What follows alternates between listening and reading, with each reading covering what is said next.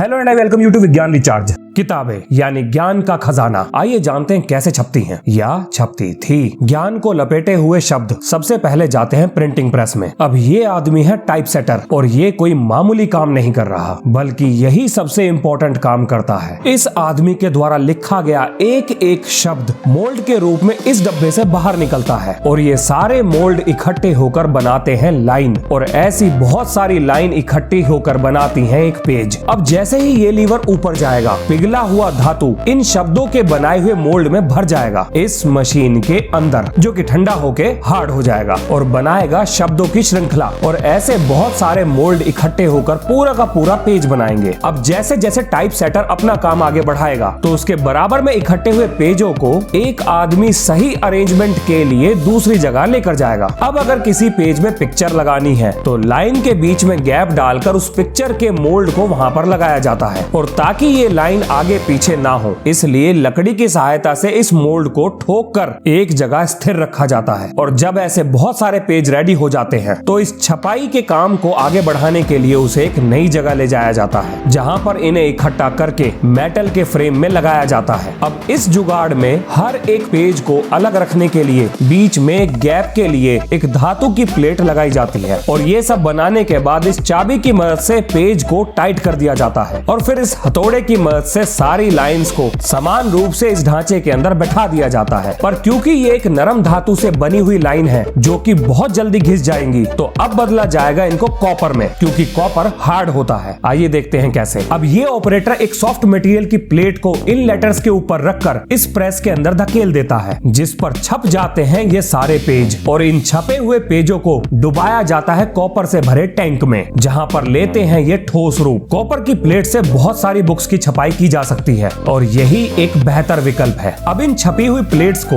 एक कटर की मदद से अलग अलग पेज के रूप में काट दिया जाता है। अब यहाँ पर दिखाई गई हर प्लेट एक पेज को दर्शाती है। अब जाती है ये प्लेट प्रिंटिंग प्रेस में। ये जो जगह आप देख रहे हो, इसको बोलते हैं प्रेस बेड। एक बेड पर 64 पेज रखने की जगह होती है, और ये रेडीमैन हर एक प्लेट को उसके नंबर के हिसाब से बेड पर बिल्कुल सही जगह फिट कर देता है। और ये रहा दूसरा बेड। बिल्कुल सेम प्रक्रिया इस दूसरे बेड पर भी अपनाई जाती है। लो जी, हो गया छपाई का काम शुरू। अब इन कॉपर प्लेट के ऊपर घूमता हुआ ये ड्रम डालता है इन प्लेट पर इंक को, और इस इंक की मदद से कागज पर होती है इन पेजों की छपाई। और ये रहे एक बड़े पेज पर किताब के 64 पन्ने। अब ये आदमी मशीन के द्वारा की गई छपाई का करता है निरीक्षण और देखता है कहीं कोई कमी तो नहीं रह गई। अब ये पेजों का ढेर जाता है एक नई मशीन पर, जहां पर हर एक शीट को एक पेज के आकार के बराबर फोल्ड किया जाता है। ध्यान दीजिए, अभी पेज की कटाई नहीं हुई है, बस फोल्ड किया गया है। अब ये फोल्डर जाएंगे एक नई मशीन पर, और ये मशीन लगाती है फोल्डर्स को एक के ऊपर एक, ताकि बन सके आपकी बुक। सारे फोल्डर इकट्ठे होने के बाद एक बुक का आकार ले लेते हैं, लेकिन अभी भी इन पेजों की कटाई नहीं हुई है। अब इस मशीन पर इन फोल्डर्स की होगी सिलाई, यानी हर एक फोल्डर को मशीन के अंदर डाला जाता है, जिसे ये मशीन सिलकर किताब का रूप देती है। और अब होगी इनकी कटाई। ये मशीन पेजेस को बिल्कुल सही आकार में काटती है, पहले आड़ा